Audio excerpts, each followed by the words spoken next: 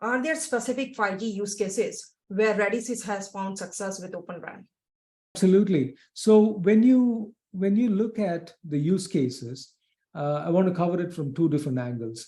One is the kind of use cases that are being deployed, rolled out currently, and those primarily focus on fixed wireless access and hotspot fills, if you would call it that, right?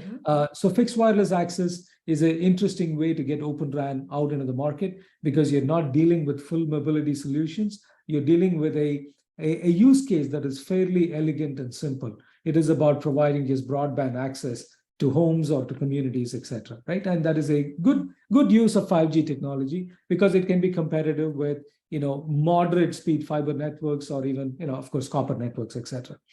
The other one is about going into existing macro network deployments and catering to holes that might exist there. Now, as you know, the large chunk of the 5G deployments have been happening in the mid-band spectrum, where the coverage characteristics are very different from what you would get from a low-band spectrum.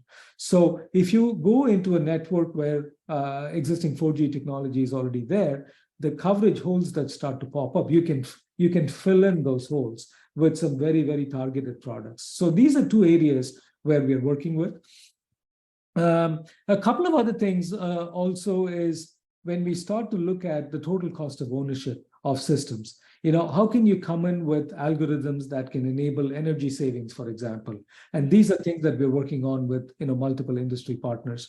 Now, one thing also to keep in mind when we say 5G, we work on both FR1, which is the sub-6 band, and we also work on the millimeter wave band in FR2.